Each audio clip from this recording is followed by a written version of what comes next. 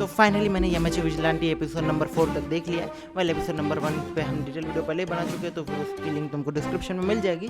लेकिन अब हम एपिसोड नंबर 2 से लेकर एपिसोड नंबर 4 तक बात करने वाले। एंड ऑफ कोर्स इन सारे एपिसोड के अंदर कुछ अच्छी चीज़ें कुछ बुरी चीज़ें हैं जो कि मुझको अच्छी लगी। एंड टू बी ऑनेस्ट मुझे ओवरऑल ये जब तक देखा है मैंने एपिसोड नंबर 4 तक, ये मुझे यमएच बहुत ज़्यादा अच्छा लगा। मतलब विजिलेंटी अच्छा लगा है। यमएच तो मैंने ओरिजिनल वाला देखा नहीं है। क्यों नहीं देखा? क्योंकि तब टाइम नहीं था। एंड अब चाहता हूँ तो बहुत लंबा है, लेकिन स्टिल हम इसको भी कंप्लीट करेंगे।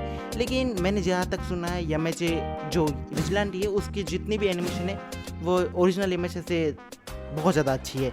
इसलिए अब मैं थोड़ा कंसर्न हूँ कि क्या मुझे ओरिजिनल यमएच देखना चाहिए या नहीं। वेल इसका आंसर तुम कमेंट्स में ज़रूर देना। लेकिन मैं बात करते हैं एपिसोड नंबर 2 से लेके एपिसोड नंबर 4 तक यमएच विजिलेंटी को लेके। साला कितना कॉमन नेम है यार, यमएच सेम आ रहा है। इसलिए इस वाले को हम विजिलेंटी कहेंगे, उसको यमएच कहेंगे। जो होगा वो तुम समझ ही लेना।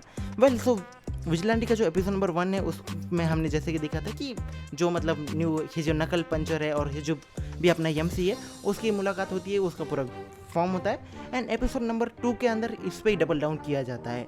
हमें इसके ग्रुप को लेके ज़्यादा इंफॉर्मेशन देखने को मिलती है, जो कि जो ड्रग प्रोड्यूस किया जा रहा था, मतलब जो शेयर किया जा रहा था, उसको लेके भी इंफॉर्मेशन मिलती है।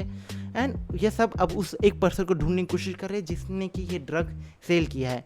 एंड इसी के चक्कर में ये किसी सुपर हीरो के साथ एपिसोड 1 के अंदर हमने जैसे कि देखा था कि ये काउंटर में आ जाते हैं। तो एपिसोड नंबर 2 के अंदर वही फाइट कंटिन्यू होती है और हमें ये पता चलता है कि ये जो नकल बस्तर है उसके पास कोई भी सुपर पावर नहीं है, बल्कि ये बंदा नेचुरल खुद की ब्रूट स्ट्रेंथ से फाइट कर रहा है, which is quite impressive. And ये मुझे डेयर डेविल की ज़्यादा याद दिला रहा है।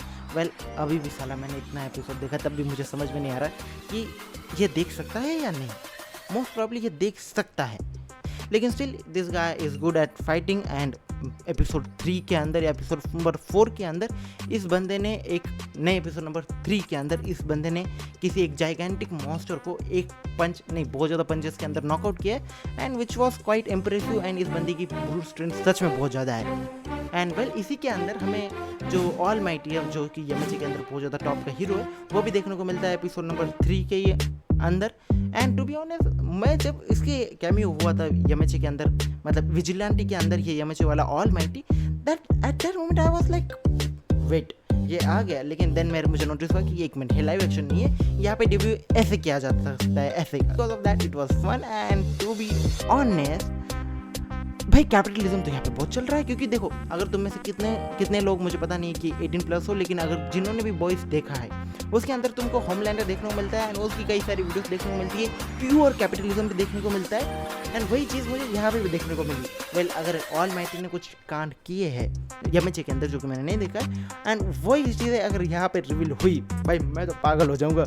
एंड वैसे ये 16+ है तो फिर आई डोंट थिंक कि इन्होंने वहाँ तक गए होंगे, क्योंकि 18+ भाई मज़े ही आ जाते हैं यार। वैसे बॉयज़ को 25+ कर देना चाहिए, लेकिन स्टिल मैं नहीं देख पाऊँगा ना अगर 25+ हो गया तो। सो बिकॉज ऑफ दैट मैं बॉयज़ और यमएच को बहुत ज़्यादा कंपेयर कर रहा हूँ, क्योंकि because it is quite similar.